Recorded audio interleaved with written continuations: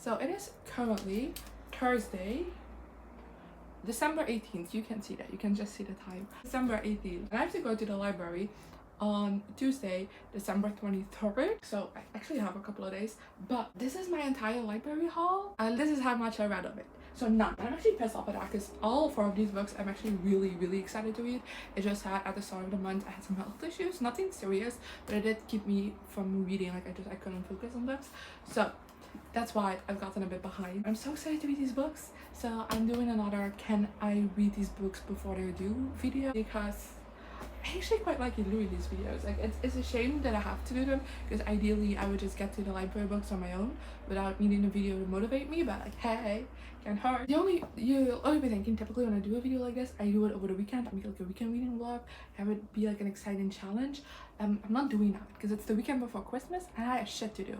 It's actually a busy weekend, so I give myself a couple of extra days, so hopefully I will actually get through these books and I will be realistic. Anyway, let's get through what I'll be reading in this video. Hopefully we have We Used to Live Here by Marcus Clear. I believe that's how I pronounce it.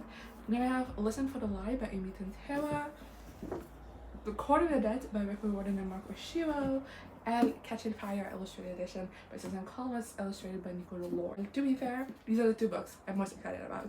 So that's what we're gonna be reading.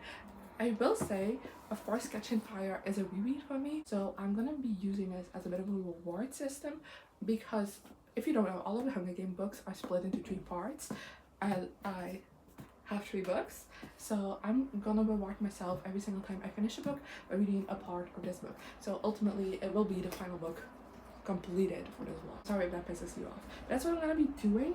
And like, if I was smart, these 2 are very close to each other in genre, so I would want to split them up, but I mostly want to beat this book, so I'm just gonna start with this and start with the positive vibes. So if you don't know, this is the 2nd book in the Nico D'Angelo Adventures series, and it takes place like several years after the events of the Percy Jackson series, because it's a spin-off, it's set in the world.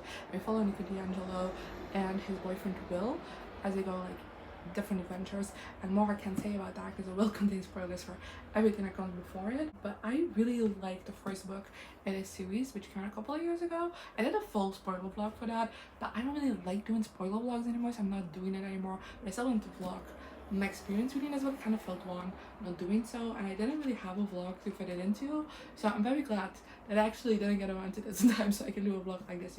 I can still vlog my thoughts while reading it.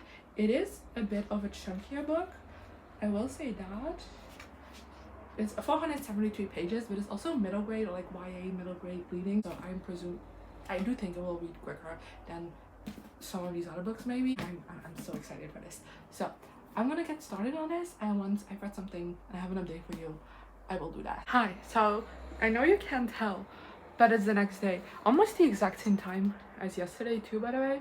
It's like 6 after 4, so it's almost been 24 hours. You wouldn't be able to tell because I'm in the exact same position, the exact same PJs, but who cares? Anyway, yesterday I didn't read as much of The Court of the Dead as I wanted to. I only got about like 40 pages in, but I've had this task looming over me that's quite a big one. That's to like catch up on filming and editing my TikToks, because if you don't know, my TikTok's in the description, but I do post reviews over there for every book that I read, and like some journaling content, some book hauls, library hauls, stuff like that as well. And I've been so behind because I was sick earlier this month, and it's been piling up and I've not been wanting to do it. And yesterday I just bit the bullet and did it, and it ended up taking like most of my evening, so that's why I didn't really read much.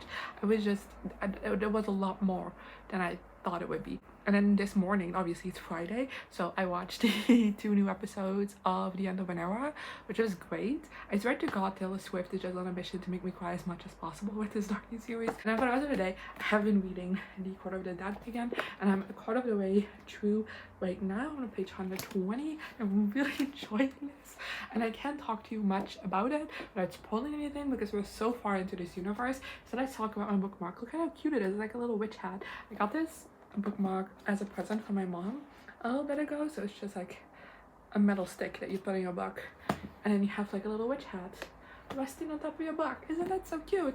Anyway, like I said, I got it as a present from my mom, I haven't gotten to use it yet because I always match my bookmark to my book. And like, not that it is a witchy book, but you know, it is a purple book. It has like purple detailing, so I thought it was a perfect excuse to use it, so I did. But this book is a blast. I'm having so much fun reading this. I've laughed numerous times. I can't talk to you about the plot, like I said, but I can say that we're in Camp Jupiter for this one, which is fun. I feel like we never spend enough time there, and so we're spending time with Hazel and Frank. Mostly with Hazel so far. With Frank has made a few appearances as well, and I'm eating it up. Having so much fun. And then of course Will and Nico are like, Nico is our main focus, but we also like Will is a secondary main focus, and I love those two pieces as well. And I kind of just the storyline for this book that I can talk about, I think is really interesting, and I feel like we're just really like getting into things, so I'm very excited to keep reading. So I'm gonna do that, and then hopefully I'll actually get a good chunk of this read today because my weekend is so busy, I can't believe it. So yeah. Alright, it's the next day. It's only 2 p.m. this time, and I'm feeling like shit. I just generally, life is catching up with me, and there's a lot I need to do, and too little time for it. I'm constantly stressed about being able to do it all. And the only thing that's bringing me joy is this book. So I'm ignoring my responsibilities to read this. I'm halfway through. I'm really liking it. I think it's great. I think it's fun. But at the same time, it is also really delving in kind of like discussions around just being allowed to feel your emotions and dealing with very difficult emotions in a healthy manner. It's also about overcoming insecurities and just in general feeling like you don't belong somewhere. And all of those topics I think are just great, especially for its middle grade audience. And I'm just, it causes for some precious moments. As someone who's older and who has grown up with these characters, it's just like, oh my god. So yeah, anyway, that's how I'm feeling about this book. But at the same time, it's also like a fun fantasy adventure. I generally think the storyline in this is great. Like always, it's funny. And yeah, that's all I have to say about my book. I have to go to the hairdressers, get my hair done, which honestly is going to take up so much of my day, and is the reason why I'm stressed. I'm not gonna lie. And you would say that's prime reading real estate, but like I can't focus in a hair salon. I don't know how people do that, so I wouldn't even get the joy out of it, but we'll see. Hi, I'm tired. It's Sunday. Today we went out for, I was gonna say dinner, but it was more lunch with the family. It was like a Christmas celebration thing. I'm exhausted. It's 10 p.m. I've been laying in bed for like 2 hours scrolling TikTok, which was not what I planned. And yes, I'm still reading this book. I wanted to finish this today, but I don't know how realistic that is because I'm tired. And like I said, it's 10 p.m. and I have like quite a chunk left to go. Why is this book, why is just like the world not cooperating with me? I don't know. But this book is taking me forever to read, and I don't know why, because when I'm reading it, it feels like I'm flying through it. For some reason, it's taking me for fucking ever. So I'm gonna see if I actually make it. It's like 10 minutes till midnight. I'm fucking tired. I finished it.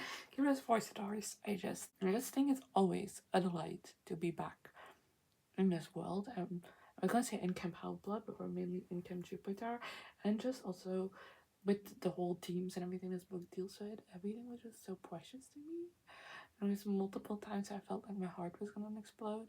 But on top of it, I also think we had some interesting discussions going on here, an interesting plot. It's not a 5-star. I didn't like fully love it.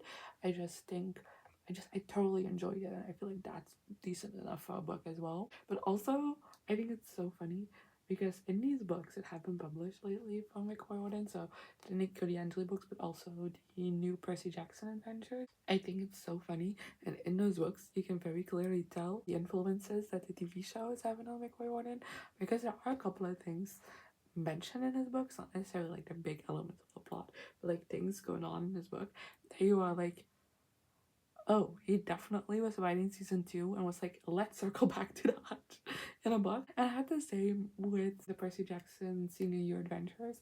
I feel like especially the Shadows of the Gods, I feel like had a lot of things where I felt like, okay, he definitely was writing season 1, and then thought I need to like come back to this. So I don't know, I just think that's so funny when you can see like the clear influences that like revisiting these stories for the show is having on like his new writing. But yeah, I think if you love Nico, you're gonna love this book, and that's all you gotta know. I feel like I talked enough about like my thoughts on it with earlier updates as well, and I feel like it didn't really change throughout the book. So there we go. I'm exhausted. I'll see you tomorrow. Hi, how are we doing? It's Tuesday. I didn't have it yesterday. I didn't want to. I'm so sorry. I don't have a valid excuse on why I didn't update you yesterday, besides the fact that I really didn't want to. Yesterday, we did go out again. We went to the warmste week, which is in Genk this year, which is not that far off. If you don't know, warmste week here in Belgium is a thing that like 2 radio channels do that raises money every year for different charities, and they're also like in a different location each year. Like I said, this year they were in Genk, which is not that far away from where I live, so we had to go visit it. And honestly, yesterday was the only day on a schedule that fit, because obviously it's just a week long, and we ended up doing that. I did read, I started Catching Fire, obviously, because I feel like these were my 2 priorities for this week, and you know, I had to abandon a lot of caution because there was no way I was going to read the other 2 books, so I just binge read Catching Fire. And I finished it just now, actually, and it is like a little bit before 2, and I, of course, love it. It's still a 4-star. I was thinking that maybe upon reread I would bump it up, because all the other books besides Ballad are also 5s, and I thought maybe upon reread I would bump it up, but I didn't. And I still can't explain why this book just isn't a 5-star for me properly. It just, something about it just feels missing a little bit. But I do love that we go a bit more into like the rebellion of it all, you know. We see a bit of an unrest created around the whole of Panem, and you know, Katniss is a very self-centered person, and I'm not saying that as a negative trait. It's just the way she has had to survive is keep her world very small, and it's slowly being ripped open in this book, and I really like seeing that and seeing her eyes open to like other aspects of the world, you know. And I just, of course, really love that. And I also have to say that unsurprisingly, I quite most of my way through the post-reaping section before the games, as in, you know, the part of the book where we spend times with the other tributes and the different training things. I quite most of that, because after reading Sunrise on the Reaping, a lot of that hits way harder, especially Haymitch's attitude towards these people. It just, come on.